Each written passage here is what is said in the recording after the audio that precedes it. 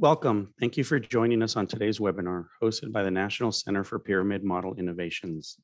My name is Victor Trinidad with NCPMI.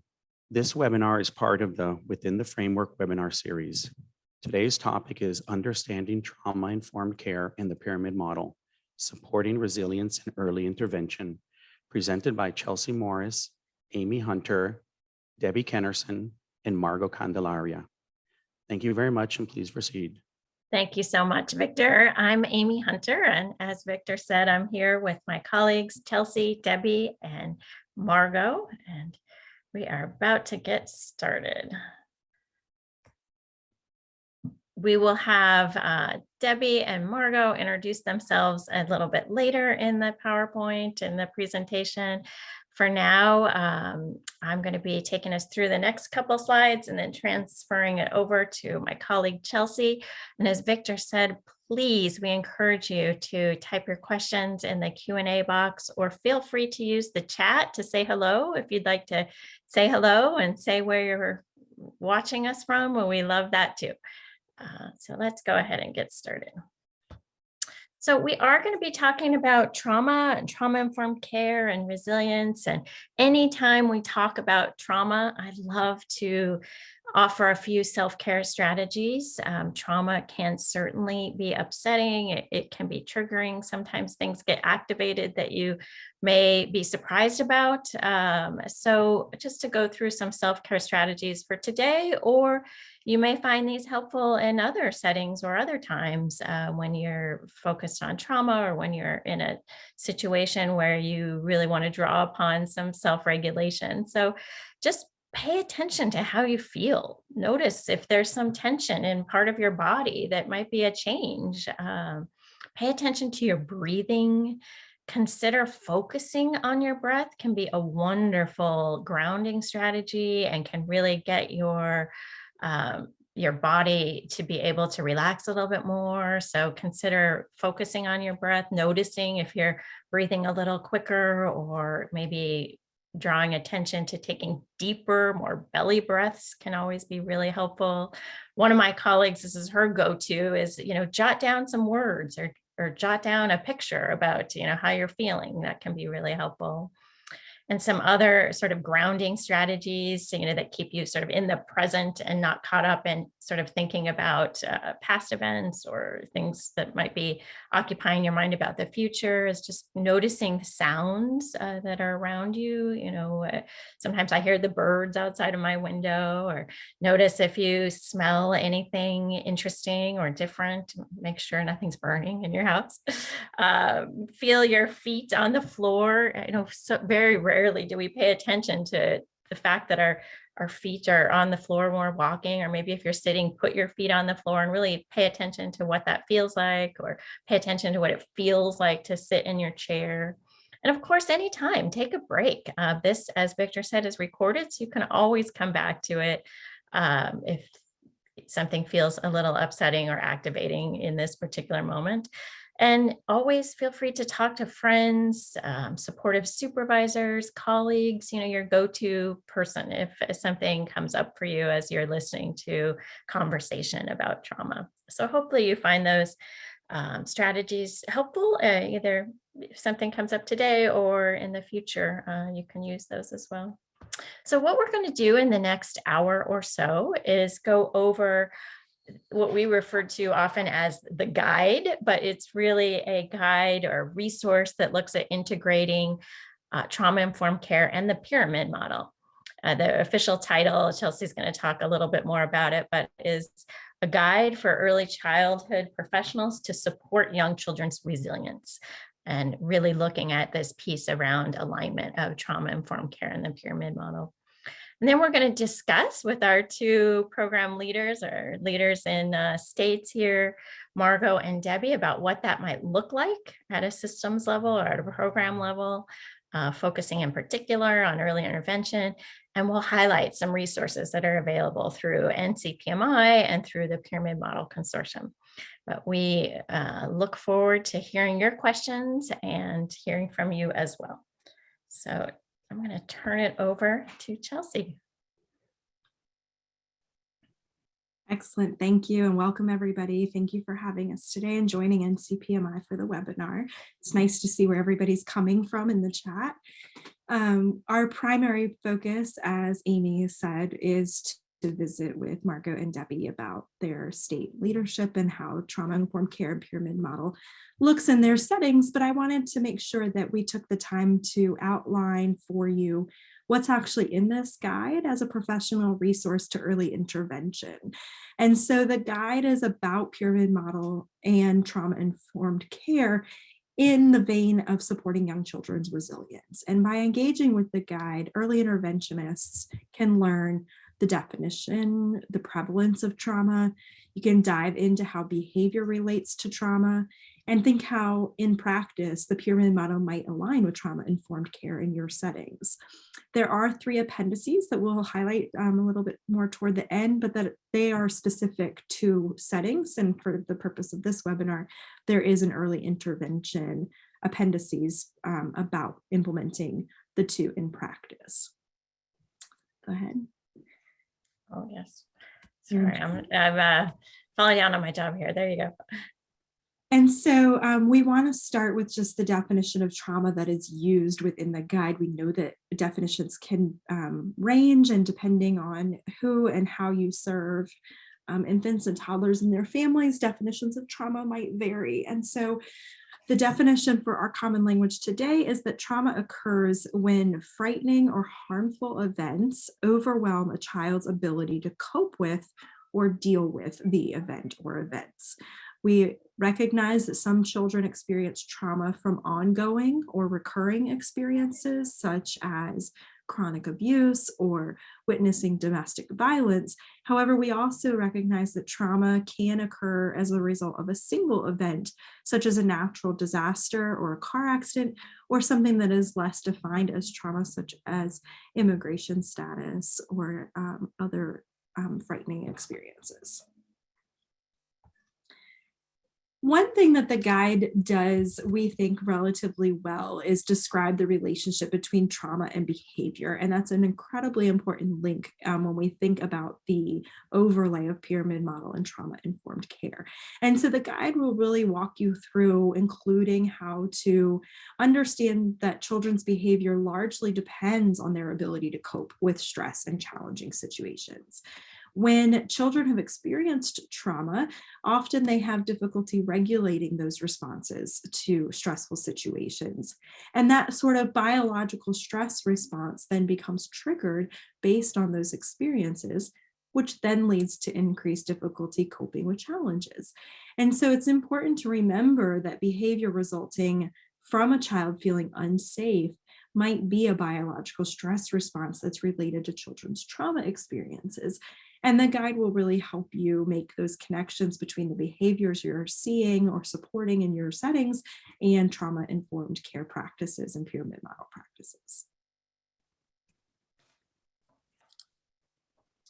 And so the overarching purpose of the guide is to see how trauma-informed care aligns with supports, complements pyramid model practices. We recognize that neither one of these things are new, and that by implementing one, you're not necessarily supplanting the other, but that they really go hand in hand. And so we frame trauma-informed care within the guide as an approach from shifting when we see challenging behavior, and really want to make the point that that shift is less about what's happening to you, which is a common language, to how can I help? So the guide is situated to really make sure that we are framing this around building children's resilience and being proactive and preventative and responsive to behavior in a way that is helpful rather than necessarily seeking children's stories. We acknowledge that children have this sort of invisible backpack that they bring to our setting, and that backpack holds beliefs about themselves, about the adults who care for them, and the world around them, but that often it is invisible, and that we may not necessarily know what children and families have experienced, nor do we necessarily have a need to know if we're staying focused on helping and resilience.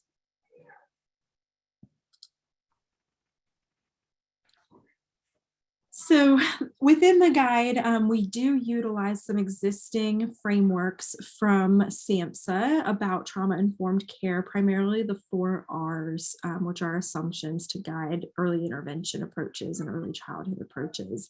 SAMHSA describes the trauma-informed approach as being grounded in these 4 assumptions of realizing that trauma exists and that trauma affects individuals and communities, the ability to recognize trauma, and the ability to respond to trauma by applying principles of trauma-informed care. And then in addition to that, the 4th R is really about resisting re-traumatization. And so we make sure to include these 4 foundational elements in our practice guides in the appendices of the guide.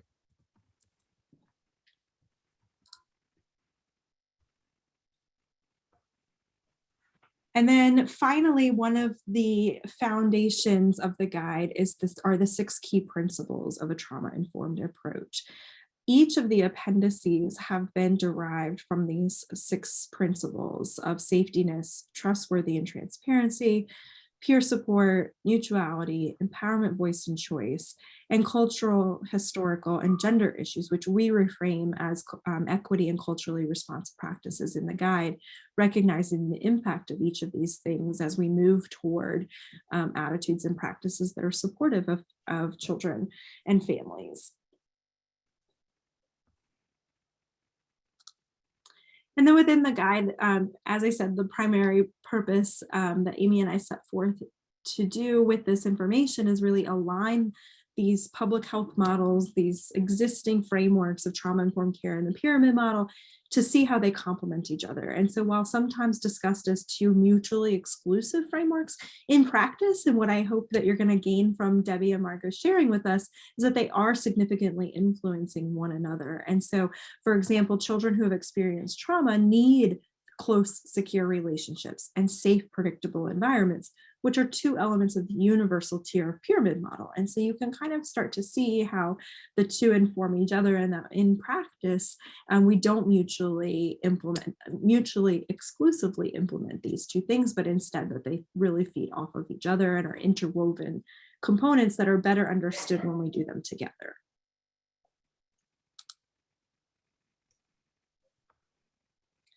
And then this slide just frames for you what the appendices look like. We know that today's conversation is really about early intervention services. Many of you, I hope, will tap into Appendix B, which are practice implementation guides for your settings, but I'm sure many of you reach across both a program-wide support, which is Appendix A, and in early childhood classrooms, which is Appendix C. And all 3 appendices really speak to each other. And so we encourage you to read through all of them, but do note that Appendix B is catered toward the audience for the webinar today. And so now that I've introduced the guide, I want to turn it back to Amy, who's going to kind of frame our conversation with our guest programs today and really give us the scope of resilience and the framework that we want to talk about. Thanks, Chelsea. And before I have our esteemed guest introduce themselves, I just want to frame this once again under the umbrella of resilience, and really thinking about how all early childhood professionals play a critical role in supporting children who've experienced trauma.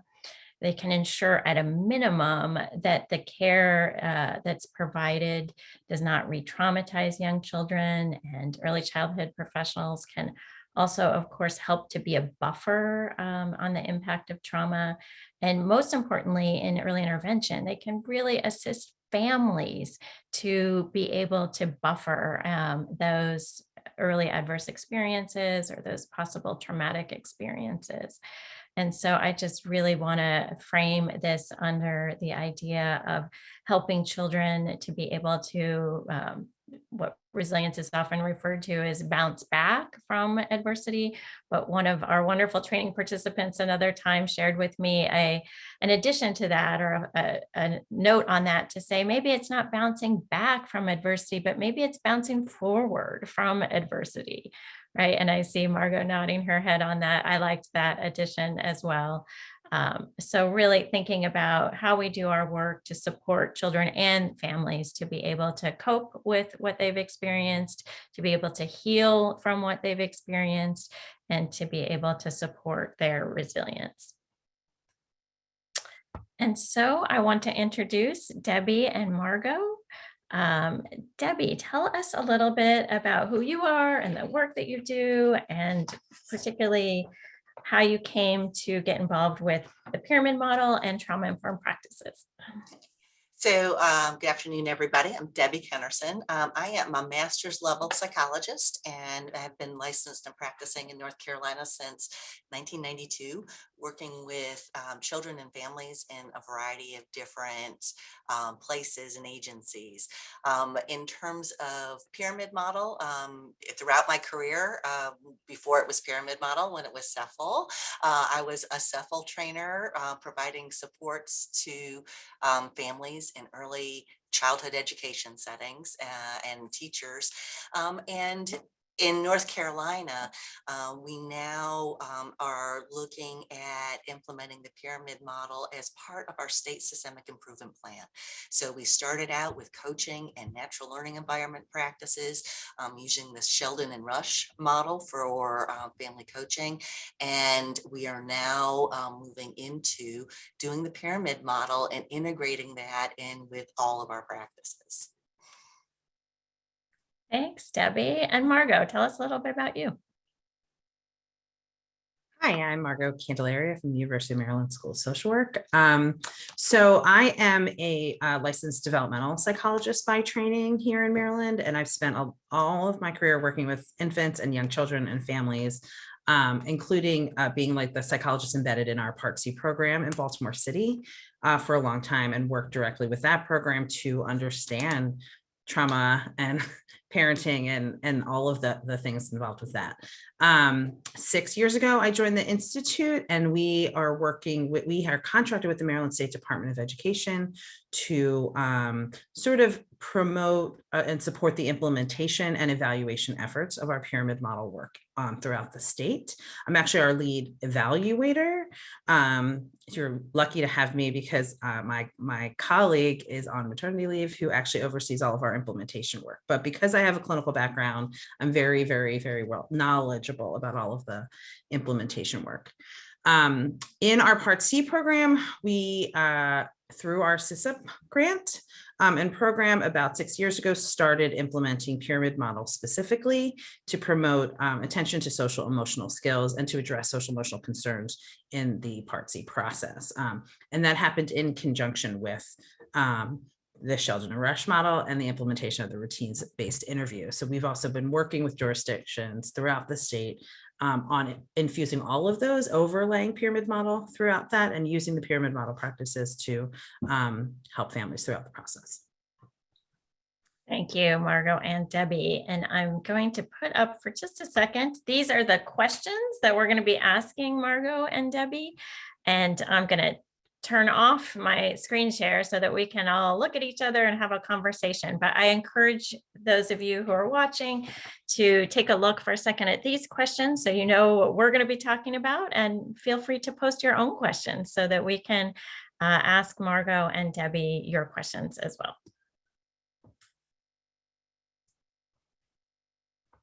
All right. Hi, everybody. This is much more intimate.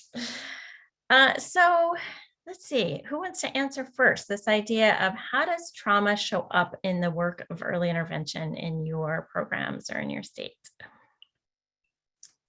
So I can start. So I think, when you're thinking about trauma, it probably isn't much different in every different environment and in different places. But I think, we look at trauma from that our families that are enrolled in our program are experiencing, some of those things that were mentioned by Chelsea earlier, medical trauma, unsafe environments, involvement in child welfare systems, immigration status, historical racism, all the different ACEs that families experience, along with the stressors of having a child who needs to be evaluated and the potential of needing specialized services kind of on top of all those other things.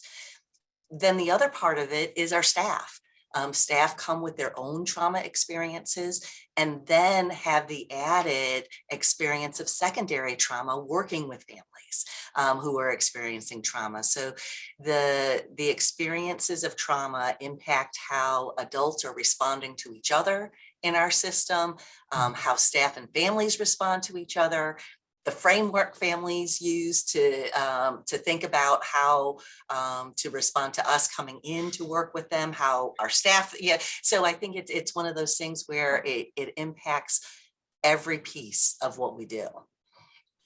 I would agree with everything Debbie said. And we're in different states, but I don't think it looks that different. I would just add that, what I have been saying the last few months as we entered 2022 is every person we know, every family we've worked with, every teacher we work with has been experiencing the pandemic along with everyone else, right?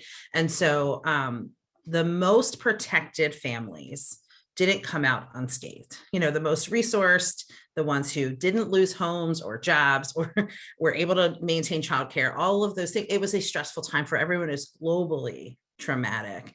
And so I think we're at the point where we can operate under the assumption that everyone's a little traumatized, right? Every teacher, every parent, every kid has grown up with some impact from the pandemic. And that's not a good thing, but I think it has allowed us to frame the work a little differently and not think about it as which families are traumatized, but let's just assume that this trauma-informed work helps everyone. And it's never not an appropriate approach. Yeah. You both alluded to something that I think is so critical. And Chelsea talked about it earlier as this invisible backpack. And, that children may have and families may have that invisible backpack that they bring with them with their experiences and staff. You both talked about, adults have their invisible backpack too. And so we don't know what people's experiences have been or what the stories that they bring with them are. And we may get to learn some when they share them with us, if we have that trusted relationship, but we may also not know, but need to respond accordingly and provide that trauma-informed environment. So Margo, I'm going to ask you the next question. Okay. How does your program integrate or plan to integrate pyramid and trauma-informed care together? So this idea that Chelsea was talking about, we really want to make sure people listening aren't feeling like, oh my gosh, I have to do a whole nother new thing, or what's the latest thing? I think it's exactly what I was sort of saying at the end of my last comment. I think if we look back 5 or 6 years ago when we started, we would train in the pyramid model and then say, but let's talk about trauma. And our team at Maryland has really moved away from trauma is always part of it. So when we do our initial training, we incorporate what trauma looks like, how brain development is impacted, what parenting looks like, when you're growing up in some kind of stressful environment. And then as we're coaching our coaches to do the work, we always talk about trauma, right? So if you're really thinking about going into someone's home, don't forget, if you're concerned about behavior, if you're concerned about a parent, trauma should always be a question, right? And not that you have to go into a deep dive, but it should always be let me not be judgmental about what I'm seeing, but let me remember to always be trauma informed. And we also, really talk about this work, if you're talking about infant, early childhood mental health and parenting work, we go into the field because we care about kids, but most of the work is with the adults, right? And so when you're talking about Part C and it's infants and toddlers, it's really working with the parents to help give them the skills that they need to help their children. And so you have to sort of acknowledge that whatever the parent's experience is, whether they're telling you straightforwardly or not. So we really, I think that comes out in our leadership team discussions and in how we're coaching our program coaches to do the work. And when I hear you talking, I'm really thinking about it's really that lens and that integration into the pyramid work, right? Not this whole other separate kind of thing, but it's how you really think about it. Yeah. And I think, I think when you're talking about trauma and when you're thinking about equity, and I know this isn't specifically about equity, but Debbie mentioned, structural racism, and that's an everyday experience for some people. That's part of their trauma. You really can't think about it as one other thing or one other training or one other thing. We're trying, I'm not saying we're there yet everywhere, but we're really trying to be integrated about this approach all the time. Thank you. And Debbie, what are your thoughts about that? So I think we are in a different place as we're just starting our pyramid integration. So we actually have the opportunity to think about this ahead of time. And I think when we're thinking about it, we're really thinking about the fact that trauma-informed care starts at that very bottom of the pyramid with the informed, effective, supported workforce. Without, that's how we get the impact on the quality environments. That's how we get those supportive relationships, is by really focusing on the workforce. So, in terms of what we've been doing in North Carolina, we really feel like the coaching interaction style, as well as that natural learning environment practices of focusing on the adult responsiveness, following the child's lead, those parts really give us a good base for moving in and being able to integrate the pyramid model. Here at the Greensboro Children's Developmental Services Agency, we were actually able to be involved in a local continuous quality improvement project that allowed us to really take a dive into what is it that we're doing. We started out by doing an assessment that looked at what is it that we're doing across all of our agency. And what that led us to understand was that a majority of our staff had trauma-informed practice training, but we didn't have a way to know what that baseline really looked like and how was it impacting everything. So we were able to, in a very, for those of you who know PDSA cycles, the plan, do, study, act cycles, we were able to take those cycles and start with how does trauma impact brain development? And then we asked our staff, what do you need next? We need more information about how to recognize it and what do we do about it. We did some mental health first aid training. We partnered with some local agencies and did mental health first aid. Then, the mental health first aid led to some really great conversations about how is the wording we use in our evaluations, how does that impact the families? When we're recognizing mental health issues, or when we're recognizing the impact of trauma, what do we put in our evaluations that follows these families? And what do we need to be thinking about? Some really amazing conversations and changes in practice based on that. We then did things like watching the Resilience movie together and having some structured conversations, and then integrating things like the National Center for Traumatic Stress Networks, attachment vitamins into our orientation process. And so doing some of these steps, we're looking at what is it that we need, make a plan, try it out, get some feedback, and just continued it. We're now doing it with the pyramid model. So we've got we have a pilot site that is embedding the practices. They're starting their first action planning cycles now. And we're looking at how to utilize these trauma-informed practices and the guide to influence and inform our rollout across our state. So I think it's one of those things where, like everybody has said, it's about the intentionality of doing it and recognizing that it's not a one and done kind of training, that this is a forever and always. We've got to keep talking about it, and we've got to embed it in everything that we do.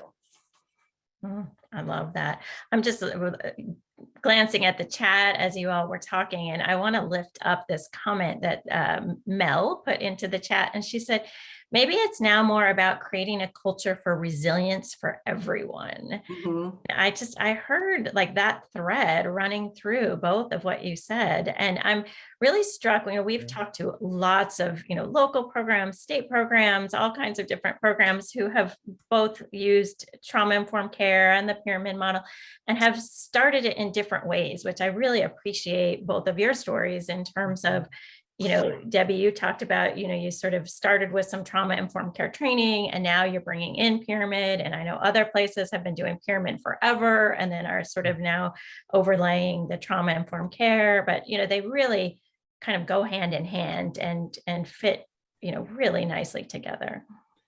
Amy, thank you for bringing that forward. I was actually going to do the exact same thing, mostly as a infomercial plug to the guide. You talk about trauma-informed care and pyramid model both as really helping all and harming no one. You are harming no one, even if they have not experienced trauma, by doing these positive preventative supportive practices. The other thing that I heard from both of you that I also wanted to make our plug to the guide is one of the 6 key areas in the appendices is cultural, historical, and gender issues.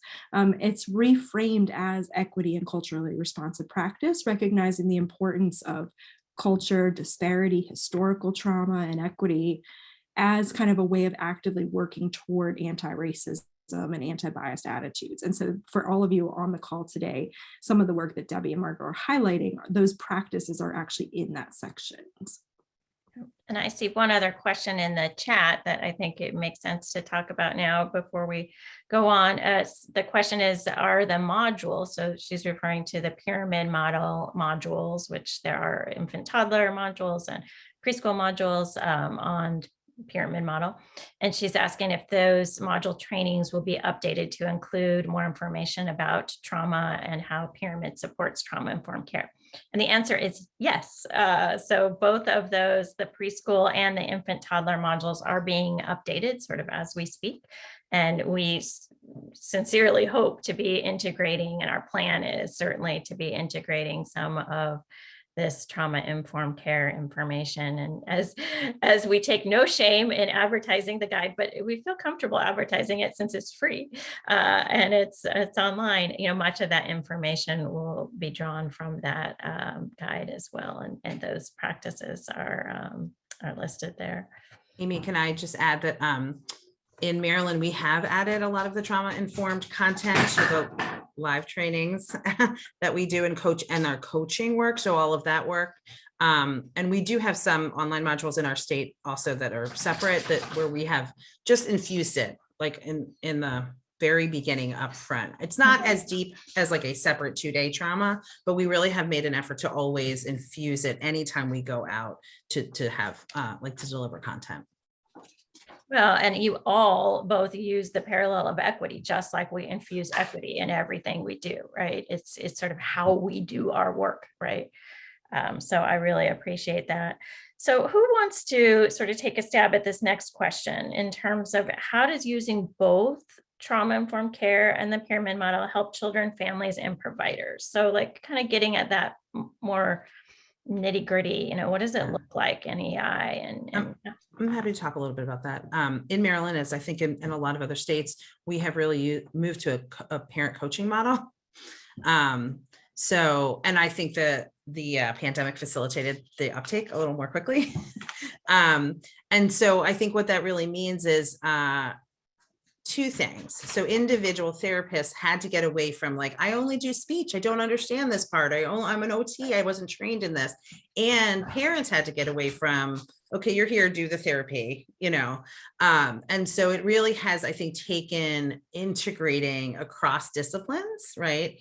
And also working directly with parents. And that really means you have to understand where parents are coming from, right? You have to meet families where they are. So you can have the best plan for an intervention session, but if they're not ready for that when you show up, you have to respond on that level. And so for us as supporters of the pyramid model in our state, what that means is giving the teams, the pyramid model leadership teams, the skills they need to help their providers as they're coaching their providers, who then go in and coach the families.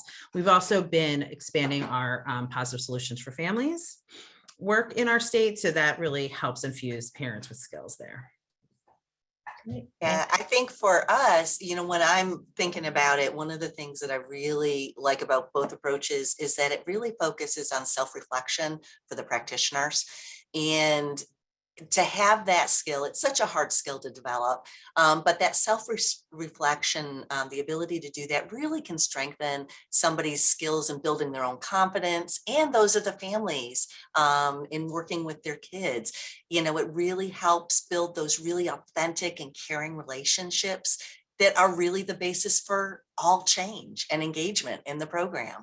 And I also think pyramid model does, and as taking the trauma-informed approach and integrating it with the pyramid model really supports practitioners like Margo mentioned, who don't have the mental health and social emotional backgrounds in feeling more confident in addressing these as another equally important developmental domain as the speech and communication and movement and the motor. It really helps those folks feel more confident in that. And I think that is going to be really, really important just across the board in doing that integrated approach and being able to move out of your discipline specific area and being able to look at the big picture. Yeah, you hit something that resonates with me so much about this work in general, and especially the pyramid, in terms of giving everyone a common language.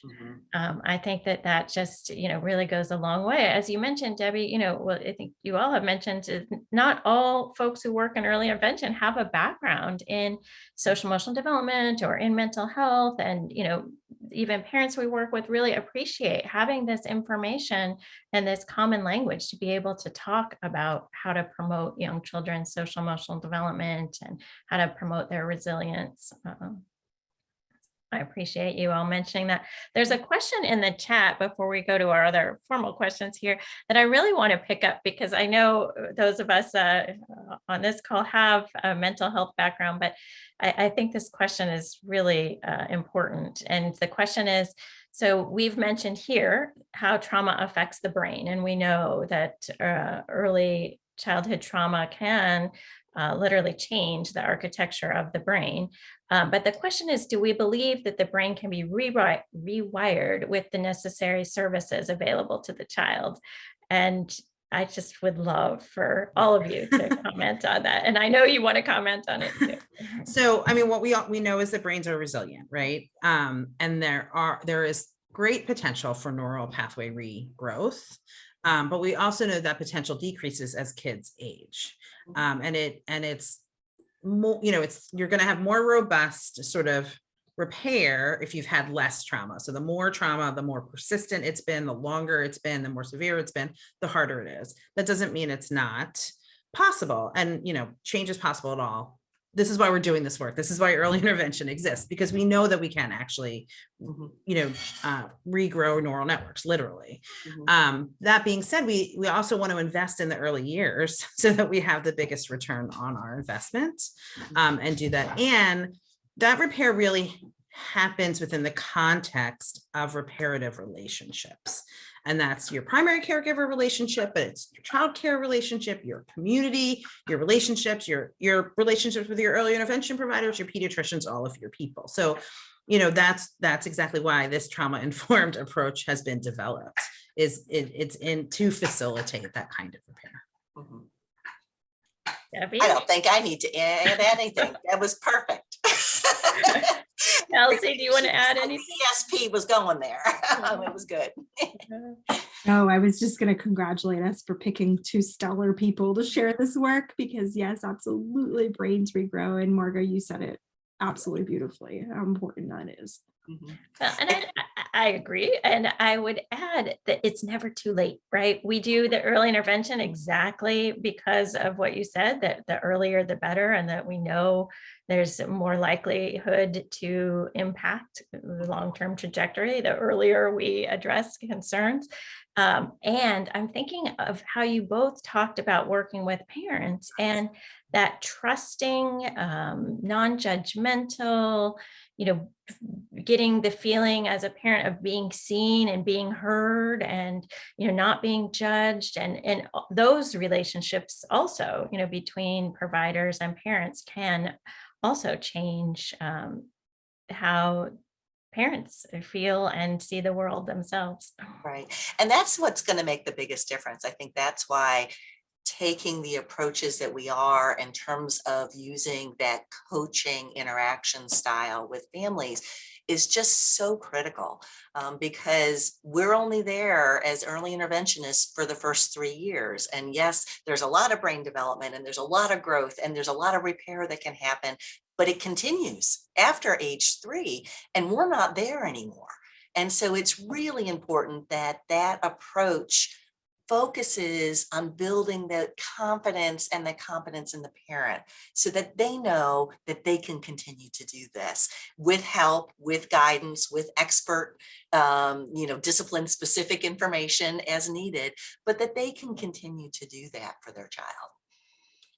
And in fact, isn't that the most exciting thing to know, that parents can literally, change the trajectory of their child's life by learning the skills through early intervention and through strong early childhood programs so that they can support their child's growth and development in that way. I mean, it's incredibly exciting. Mhm. So the next question is, what strategies has your program used to support resilience and to support children who've experienced trauma? So getting at that kind of nitty gritty again, like if you have any examples, I'm sure folks would love to hear that.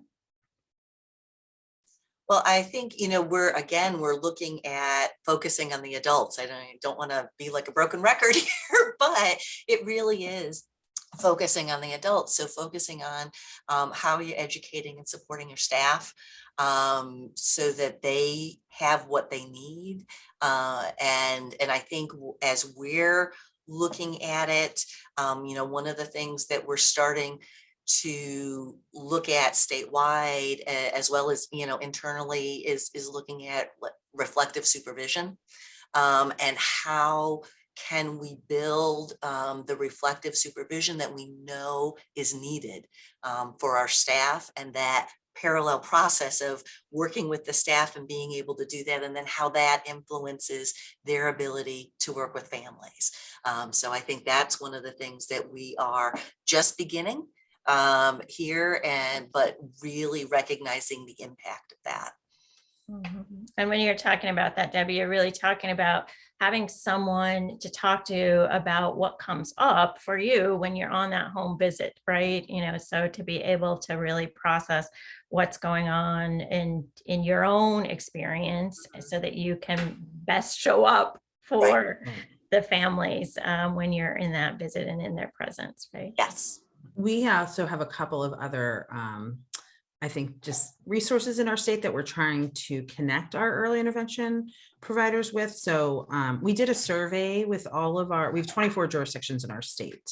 So we surveyed all of the early intervention programs to find out, like, what capacity are you addressing social emotional skills? Do you have folks who are embedded? Do you have a resource network? Do you have a referral network? That kind of thing.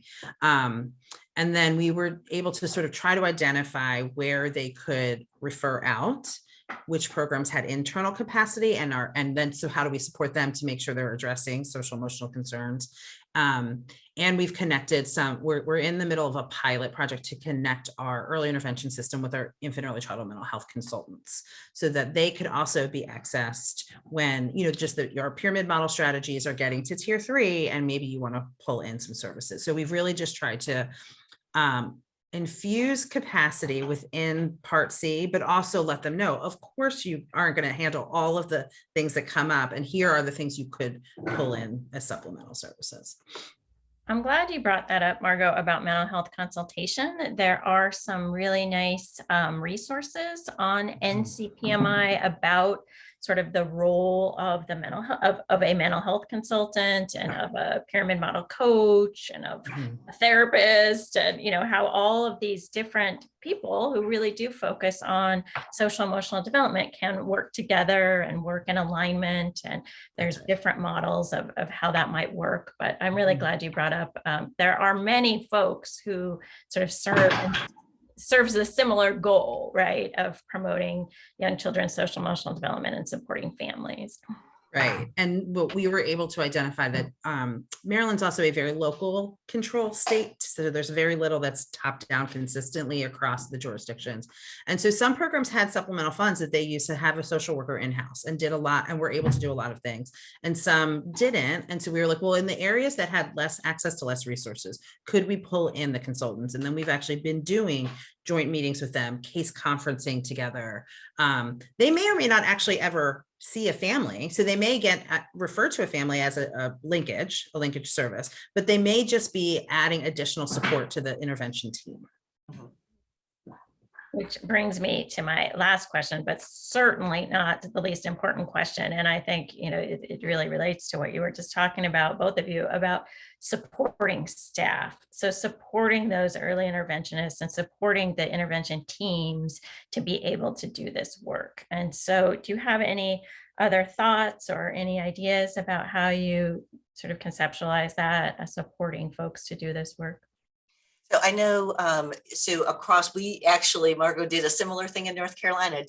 We called it a social emotional landscape survey and looked to see what the CDSAs, the Children's Developmental Services agencies had internally, externally, and everybody's different, just, very similar to your experience. Everybody's different.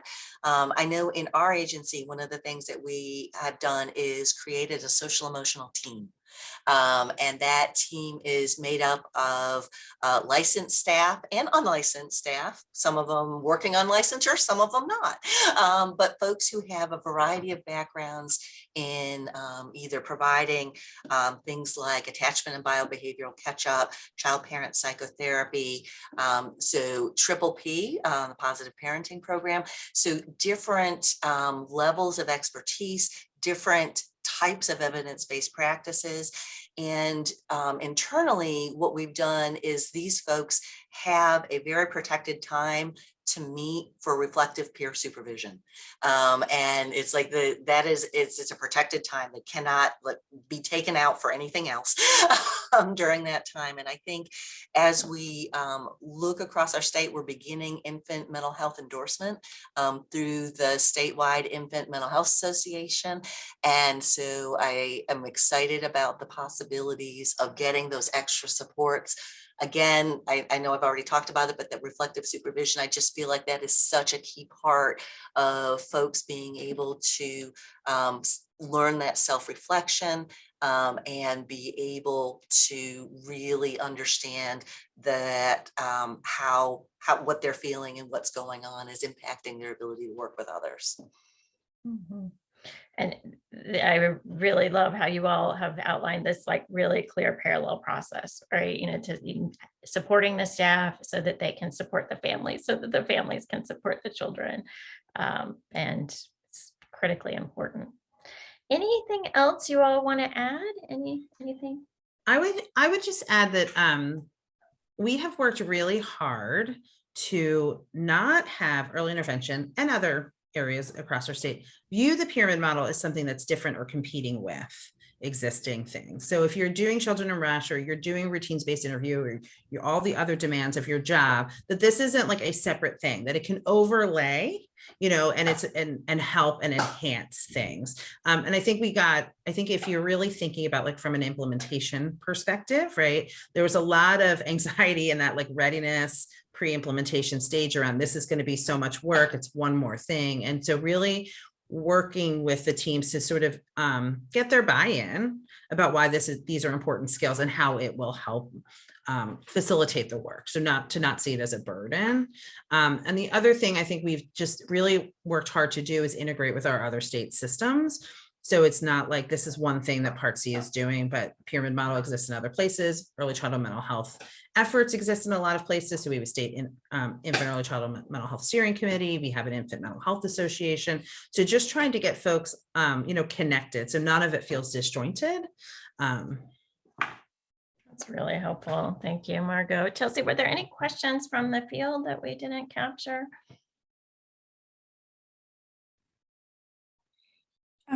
I think there's one that's worth bringing forward, especially since you both kind of spoke to, intergenerational trauma, long-term trauma, but Alicia asked how we tackle something as large as historical racism and the trauma that comes with that for children and families, and whether maybe your programs have thought about that.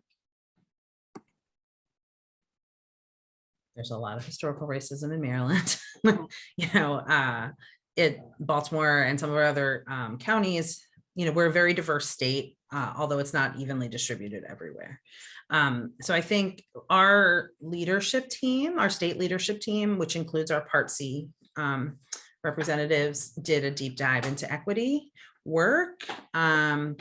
and created, we had an equity, we have a new elevating equity, well, it's like more than a year old now, elevating equity subcommittee on our state leadership team. And we did a retreat around equity for pyramid model. And we did like a mission and vision statement around equity. And a lot of that was just to get all of the workforce on board that like this needs to be considered all the time. And as we were saying with everything with trauma, equity should also just be considered. And no, like you never really know a family's experience, and you shouldn't make any assumptions about historical racism or experience based on what you think you know about the family's demographics, right? But that history could be there. And so trying to be culturally responsive and sensitive and, you know, learn from the families as much as possible. I mean, I don't think that's a sufficient answer. I don't know that there is a sufficient answer. I appreciate you taking the stab and sharing your experience and how you are trying to integrate this really important overlay of equity. Debbie, were you going to jump in? Nope, I was going to say that, you know, we are again at the very beginnings of some of that work, especially infant toddler program wide, you know, but it is something that we are aware of. And I think, like Margo said, it's the not making assumptions and being open to learning is kind of bottom line what we've got to go in when we're meeting families, and then having those other opportunities to learn from other folks about the equity and inclusion work to make sure that we are keeping those lenses, that we are keeping all of this intentionally in the front of our minds as we're working with some of the families. And I will highlight some great places to look at some resources. There are some terrific resources on NCPMI and also on the Children's Equity Project. If you haven't checked that website out, they have wonderful resources all dedicated to this very topic. And there's some excellent reports and some really terrific resources. I would also just say, like, I think what's been challenging for the equity work, and we've been doing this both with our pyramid model work and our consultation work, is that it isn't really a finite thing, right? That we're constantly growing, we're self-examining, we're our collective understanding and your individual approach is an ever-evolving thing. So it's not I went to this training, I understand it. And I think that's maybe been a little bit of a slower sell for some pockets of providers, depending on their level of experience and comfort level. And so just really being able to embrace that it is a slow and ongoing thing. Well, and it's a process, right? It's a process individually. It's a process. So we have that interpersonal level, and then we have that structural level, and it's a process in every aspect. There was another resource I was thinking about as y'all were talking. Oh, on the Center of Excellence for Infant Early Childhood Mental Health Consultation. So we've talked a little bit here about the integration of pyramid model and mental health consultation. So I can put in the chat in a minute, but the Center of Excellence on Infant Early Childhood Mental Health Consultation has also some really nice equity deep dives. So they've done some really long, you know, really long-ish podcasts on equity, where they've interviewed on particular topics related to equity. So you might want to check those out as well. Any final thoughts? Any questions that we're missing from the field, Chelsea? Well, it's not too late. I'm just going to switch my screen for a minute to highlight a couple resources. And oops, bear with me for 1 minute.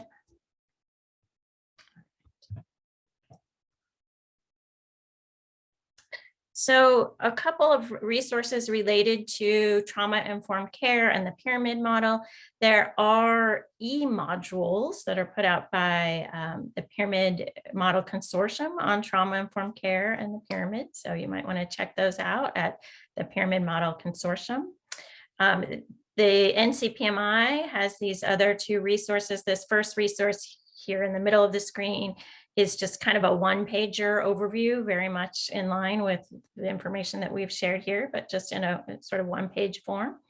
And the third resource was developed prior to us developing the more extensive guide, but offers it's a checklist. And I want to say we really debated on the practice guides and the appendices and on the, quote unquote checklist, because trauma-informed care, just like pyramid model, it's not a checklist, right? You can't just say like, oh, if I just do these practices, then I am trauma-informed. It's much more of a shift in how we think and a shift in our intentions. However, there is a strong desire to have some practices about what does it really look like. And so we've tried to walk those fine lines, and we have offered some of the practices to think about for sure. So we have those resources. And just pause to see if there's any other questions or comments any of the panelists want to make, or any questions from the field.